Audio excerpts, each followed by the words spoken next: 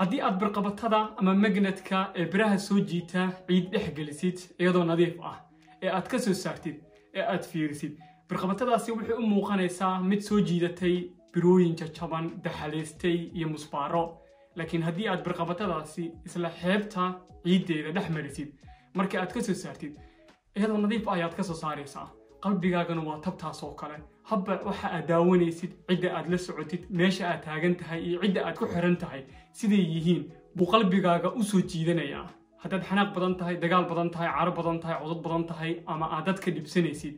mar walba waxa aad fiirisaa dadka kugu xeeran iyo dadka aad la socotid waayo waxay saameyn ku yeelanayaan qalbigaaga dabeecadaha soo sheegay ee xanaaqa dagaalka isliididda iyo weliba inaad mar walba dagaalantid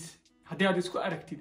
waxaad la kulmi doontaa ama aad la noolaa doontaa erey aan sheegi doono oo laga yaaba haddii aan hadda kugu tilmaamo oo aan ku dhaho waxaasaa ku haya inaad xanaaqdid sababtoo ah micnihiisa iyo wuxuu yahay baa laga yaabaa inaadan aqoon u lahayn ereygaasoo faahfaahsan waa kula wadaagi doonaa inta aanan ku dhihin waxaan rabaa inaan wax yar ku fahansiiyo isla fahanka ayuu ku salaysan yahay waxaad u nooshahay waa inaad wax fahantid wax walba aad ku sugan tahay iyo wax walba aad baranaysid iyo wax walba aad qabanaysid waa inaad fahankaaga kor u qaadaa fahankuna micnihiisu wuxuu yahay waxa aad qabanaysid waa inaad is-su'aashaa maxaa u qabanayaa haddii aad wax baranaysid maxaan wax u baranayaa waxaa laga yaabaa 7 saac 8 saacadood inaad kursi ku fadhisid kadibna marka aad ka soo tagtid wixii maanta dhan lagu barayay aadan hal xaba ka soo faa'iidin sababta aad meesha u tagtay waa fahan la'aan ku haysa waa in maalintii 7 saacadood haddii aad meel fadhisid wax uun ka faa'iidi kartaa faa'iidaduna waxa ay kuu sahlaysaa fahankaagu inuu kordho fahankaaguna markuu kordho fikrad tiro badan oo naftaada u wanaagsan oo horumarin ah baa kugu dhalanaya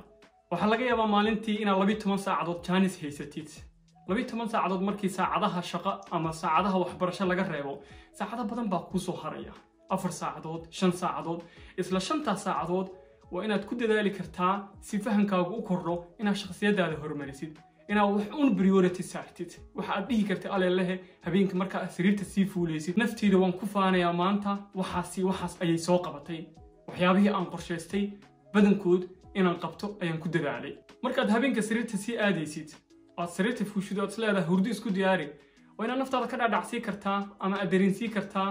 inay waxyaabo badan ka soo gudubtay maanta waxyaabihii muhiimka ahaana oo nafta muhiim u ahaana ay soo qabatay maxaa ka mid ah waxyaabaha muhiimka naftaada u ah inaad shakhsiyadaada horumari kartid inaad aqoontaada horumari kartid inaad caafimaadkaaga horumari kartid laakiin haddaa saddexdaa mid ka mid ah aadan soo qabanin waxa aad la mid tahay geed meel ka baxaya marka laga soo gudbo kordhinta fahankaaga ama kor u qaadidda fahanka aad waxa ka fahansan tahay waxay doonto ha noqotee haddii aan usoo laabta ereygii aan ku dhahayay micnihiisa haddii aan kula wadaago ama aan kugu tilmaamo waad xanaaqaysaa wuxuu ahaa ereyga stresska waxaa laga yaabaa maanta qof haddii ku yidhaahdo stress baa ku hayo inaad xanaaqdid ama aad dagaalantid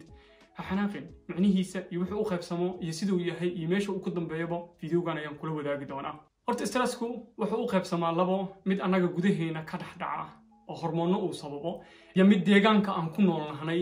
bulshada aan la noolnahay uu sababayo markii jirkaagu uu wax ka falceliyo cadaadis uu soo fuulo stresska lagu sheegayo waa cadaadis naftaada soo fuulayso ama bannaanka ha ka yimaado ama jirkaaga gudihiisa ha ka yimaado cadaadiska waxaa loo qaybiyaa 3 mid muhiim ku ah iyo mid wanaag ku ah iyo weliba mid adiga ku dhibaateynaya oo naftaada markaasi saaid aad u dareemaysid inuu cadaadis ku saaran yahay kan muhiimka ku ah iyo kan wanaagga ku ah waa midda aad u baahan tahay oo aad la noolaanaysid oo naftaada iyo shakhsiyadaadaba ay ku horumarayso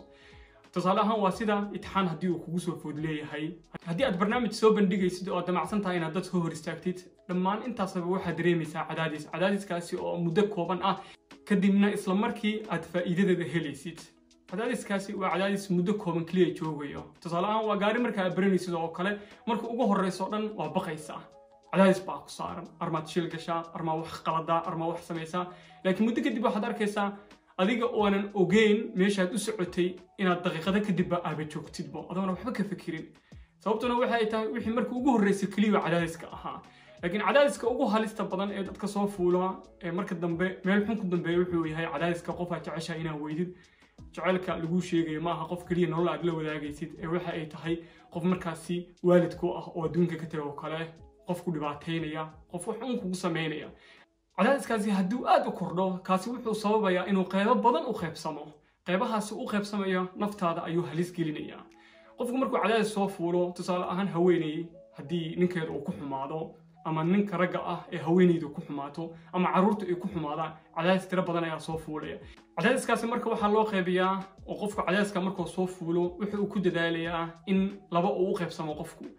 inuu waxaan ka falceliyo uga falceliyo inuu xog fiican haysto ama dad markaas garab siinaya oo garab istaagaya oo hab siinaya oo la sheekaysanaya oo cadaadiska bixinaya iyo qofkani inuusan xog haysanin oo kadib asile ay ku koobnaanayso cadaadiskani kadib ay noqonayso qofku inuu marka dambe u dhan kale u baxo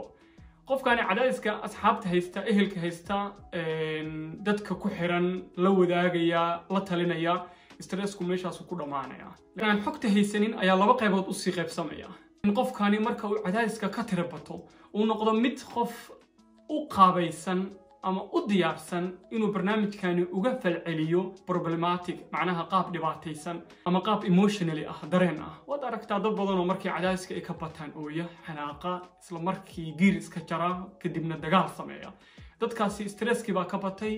meesha ay taagan yihiin waa xaaladda inay uga falceliyaan dareen ahaan oo dareenkooda ay muujiyaan xanaaq dagaal hadduusan qofku ahayn qof macnaha dee uga falceliya dareen waxa uu noqonayaa qof uga falceliya problematic qof dhibaato ka sheekeeya wadna ku aragtay baraha bulshada inaad mar walbaba marka aad qadka soo gashid badanaa laafiyada markaa daawanaysid ama fiidiyoyada lasoo jarjaro waxaad arkaysaa haweeney ninkeeda ka cabanaysa ama gogasheeda ka sheekaynaysa ama nin gogashiisa ka sheekaynaya oo haweeneydiisa ka cabanaya waxaad arkaysaa marka in labadaasi u qaybsamayaan qofku inuu dhibaato ka sheekeeyo cadaadiska markuu ka tarabato meesha kaliya uu ku nafisayo waxa ay tahay inuu raadiyo dad uu macnaha dib u soo bandhigo dhibaatadiisa baraha bulshada ay ku soo bateen mana fahansano war qofkaani stress cadaadis inuu saaran yahay cadaadiskaani u baahan yahay inuu shakhsiyadiisa dib intuu iskugu laabto uu noqdo inuu raadiyo xogtaasi oo noqon karta in asxaab uu la wadaago dhibaatada intii uu baraha bulshada la imaan lahaa ama dad badan uu horkeeni lahaa waayo sanado kadib waxaa laga yaabaa shakhsiyadiisa inay isbedesho kadibna ay utun ku noqoto waxyaabihii hore uu duubi jiray haddii aad ka mid tahay dadka markii ay caroodaan ama cadaadis uu soo fuulo inay meelaha soo aadaan ay emotionally u muujiyaan ama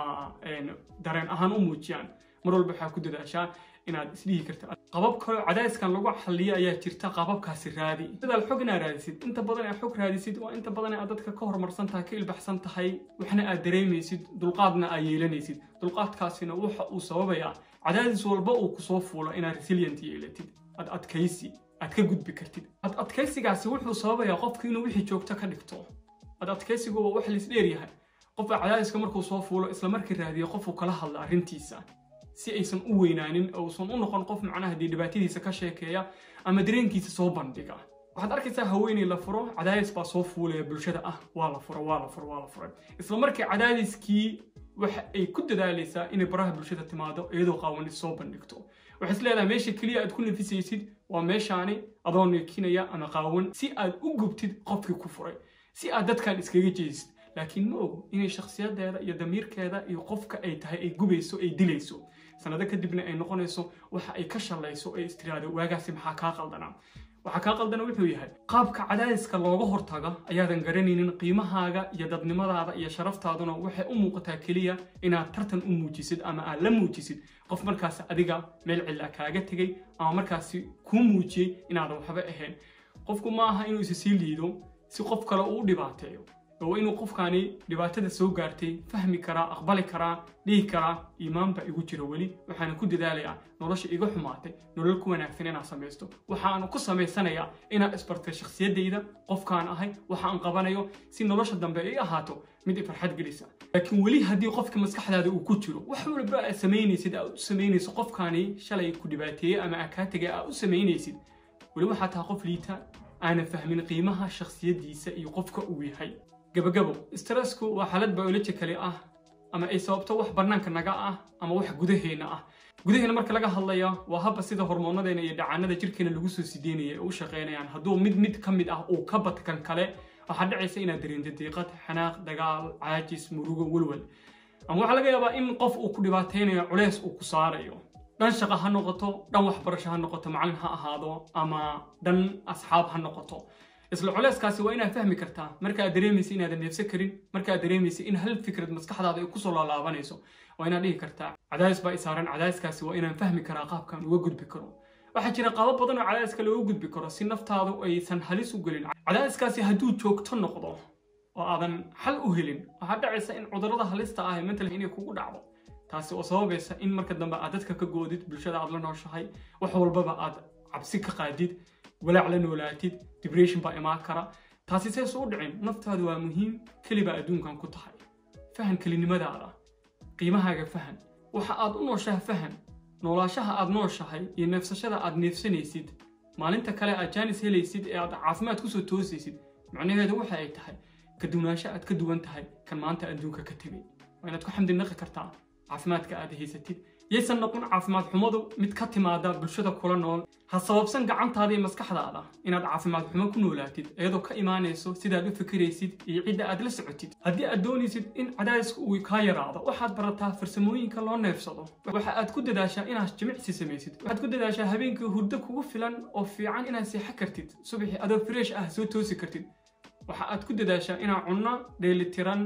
cuni kartid oo aad ka fikiri kartid waxaad cunaysid sokorta ku yar tahay saliiduna ay ku yar tahay dadaal maalintii si walba aad jimicsi u samaysid inaad bannaanka aadi kartid 30 daqiiqo hawo soo qaadi kartid maskaxdaadana fresh aad dareensiin kartid marka qaar haddii aad waqti heshid allow may 10 daqiiqo noqoto ku dadaal inaad familka wici kartid waqti la qaadan kartid asxaabta kuwa aad jeceshahay ay kuugu bixiyso waqti la qaadan kartid haddii aad videogan ka heshay asxaabtaada la wadaag haddii aad igu cusub tahay soo dhawow ku dhiimay subscribe saar laakiin haddii aad jeclaan lahayd in videoyada mar walba ku soo gaaraan waxaan ku dhihi lahaa subscribe-ka igu sharaf wixii fikirkaaga ah commentiga igula wadaag like-ta waxay sahlaysaa in videoga dad badan uu gaaro waa kaa codsanaya meel walba dunida ka joogtaan waxaan kugu salaamayaa asalaamu calaykum